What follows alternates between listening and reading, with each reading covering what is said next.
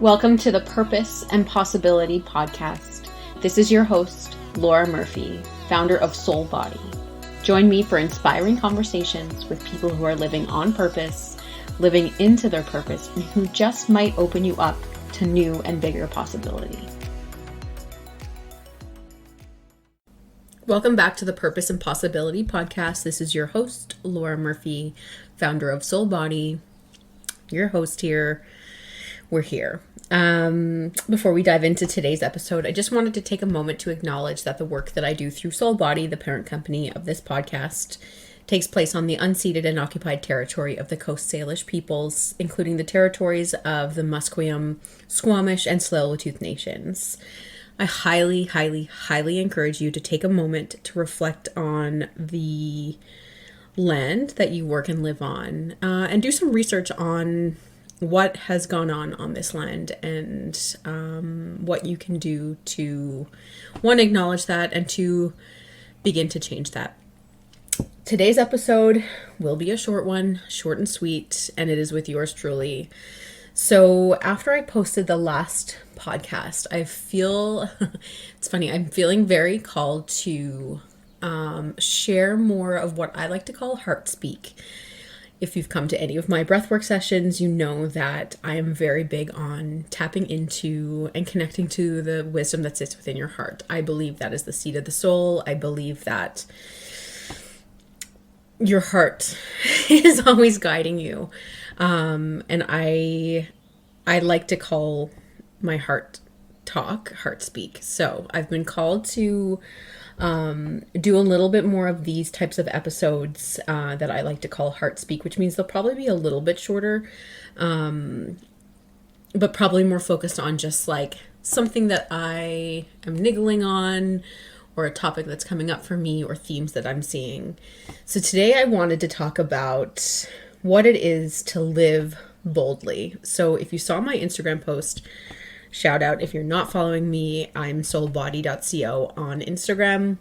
So I made a post yesterday that my birthday is within the next couple of weeks. I'm a Leo, so I clearly love to share that. I think I've shared it more in the last 3 days than I have in a while. But I am also a really big fan of making birthdays sacred.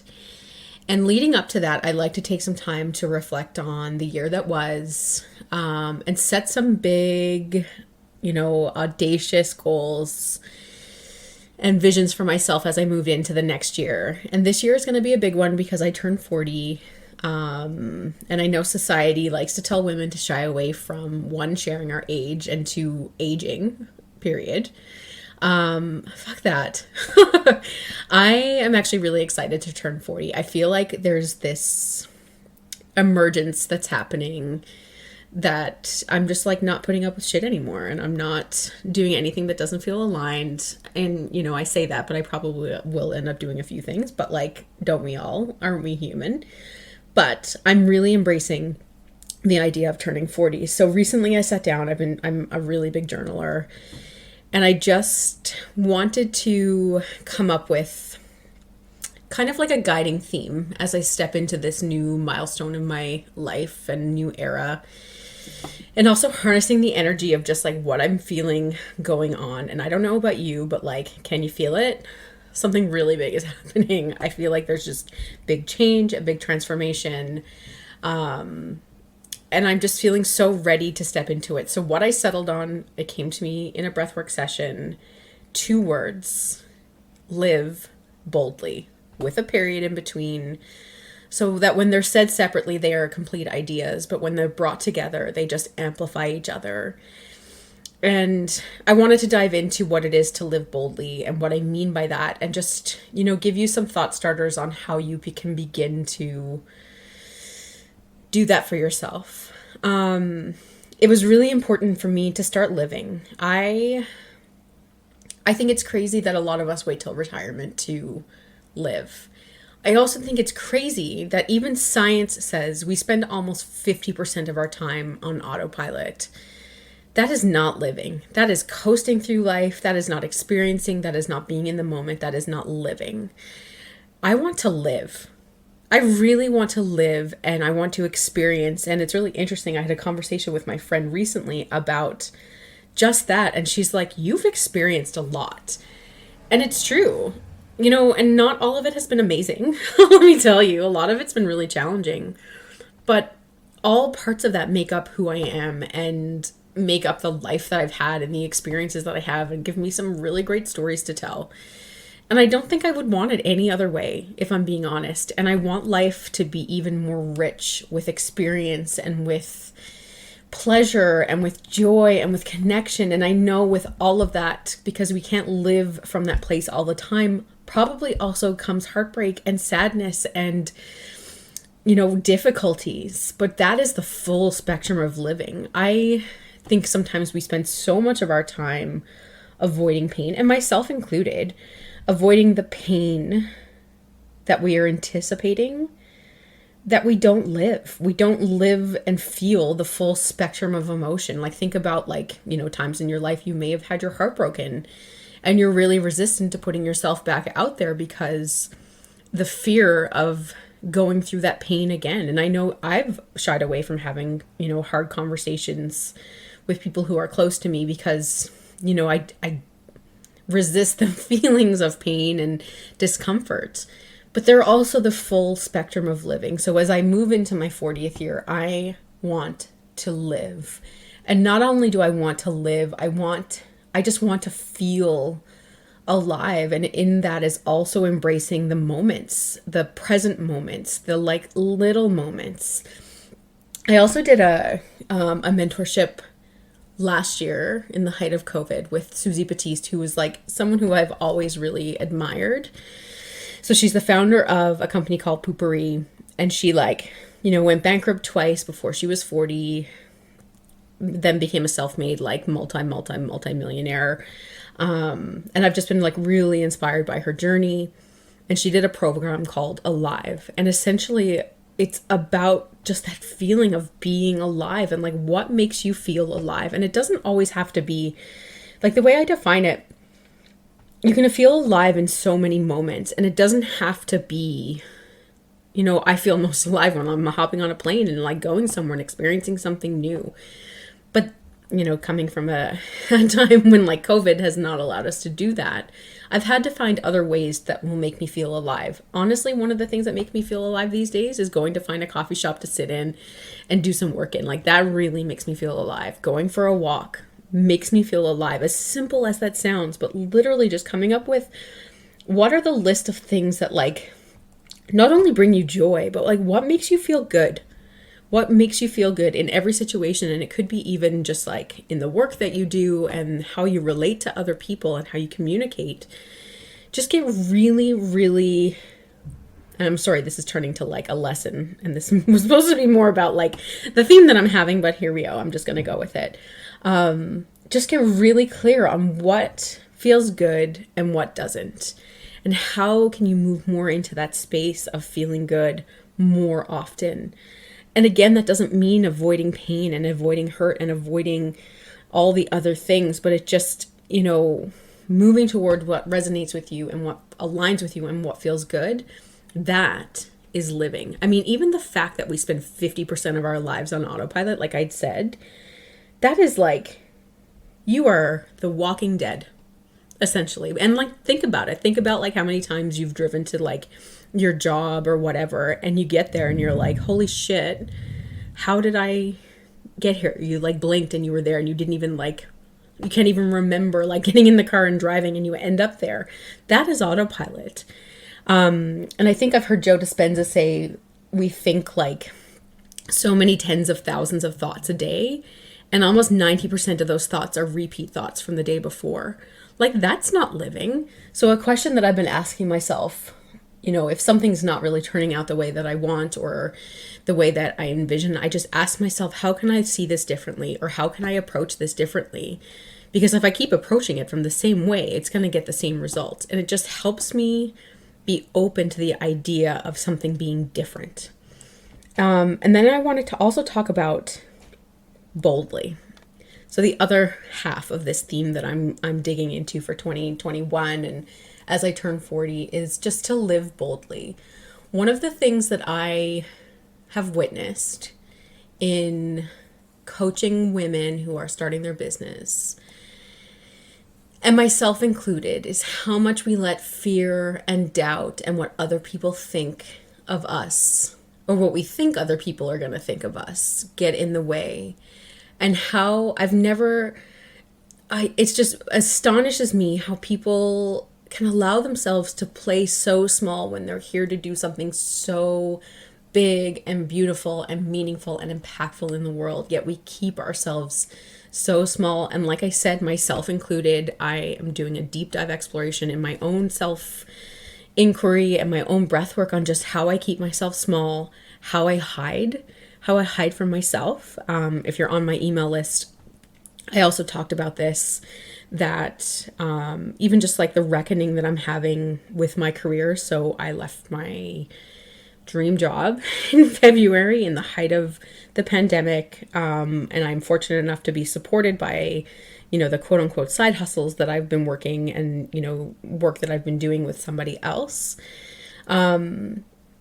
But when I took a step back, I was really hiding from myself in this like business and container of soul body.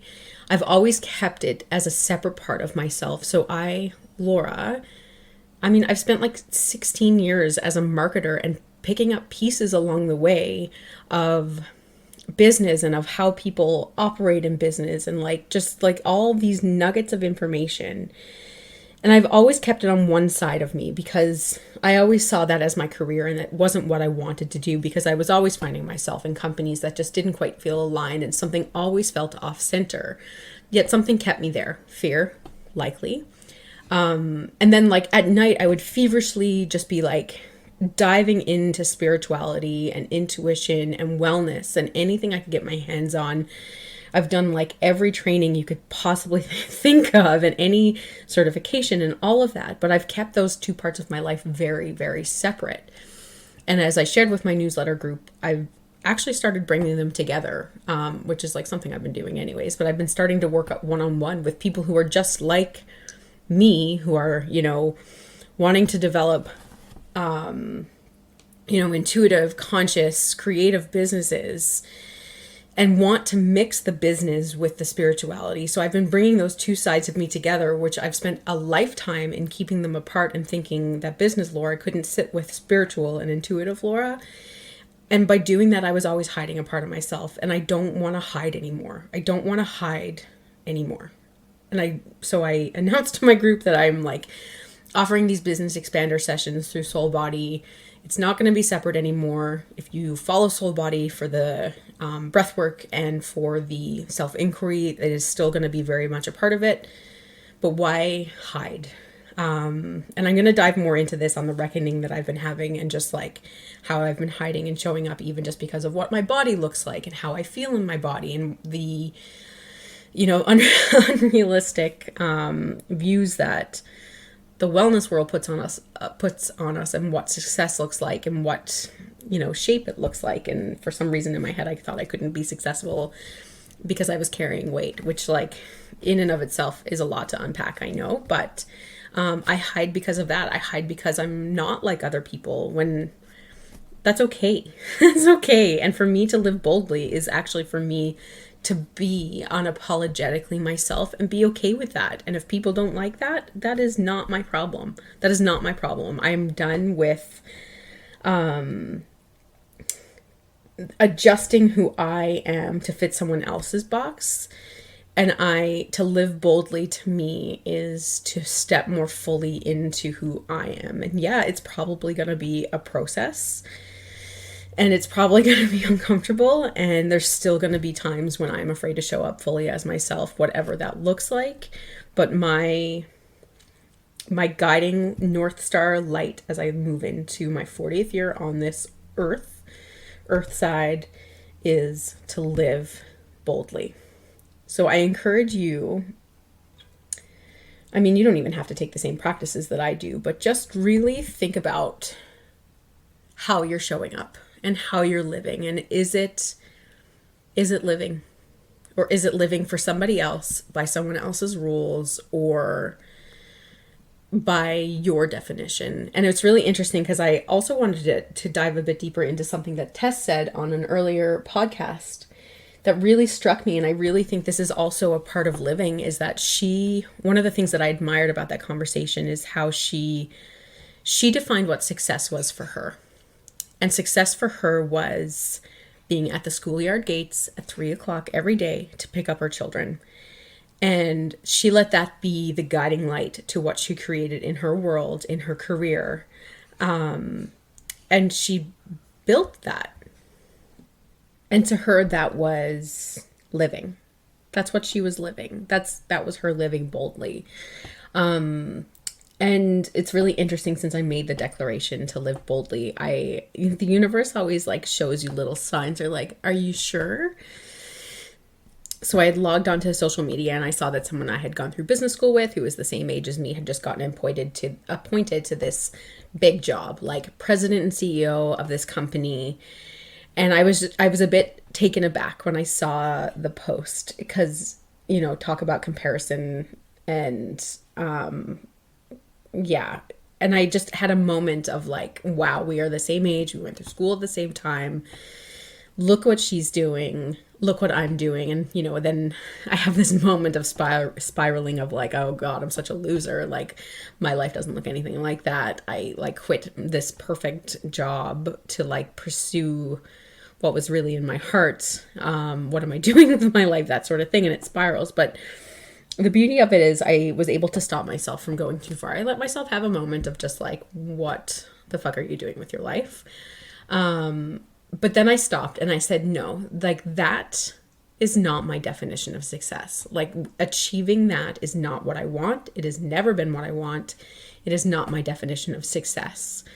What I define success as looks very different. It is creating the freedom in my life to do exactly what I'm doing and to follow my heart. Like, that is living to me. And to her, that might not be it. Like, I don't know.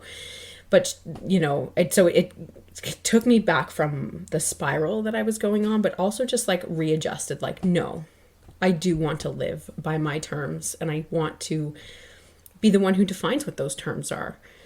So I encourage you just to like, even ask yourself how you define success and how you define living, and what does that look like for you, and start living into that. It doesn't have to be big, bold moves. It could be something as simple as, going for a walk every day, or like trying a new coffee shop, or like whatever your thing is. It could be just that simple as something so slight that is like you living into your definition of living boldly. The other exercise that I embarked myself on in exploring what living boldly meant was, so it was on the 11th of July, and I sat down and said, all right, I have 1 month exactly until the day that I turn 40. What do I want to experience in that time? Knowing what I have planned, and what's in front of me, what do I want to experience? And these are like little things like brunch, or like watching the sunset on the beach, but some of them are bigger things. And I think living is also not just coasting day to day. It's not just like getting into the routine. And I am like just as much of a creature of habit and love a bit of routine, but I just don't want to let life pass me by. And we just spent a year and a half or more without the option of leaving, our homes or where we live or traveling or anything like that. So I want to make the most. It's funny. I did like a Peloton ride the other day, and Cody Rigsby, who is like my favorite Peloton instructor, he kept saying, he's like, we didn't survive a pandemic for you to not have like hot girl summer, or like whatever it is.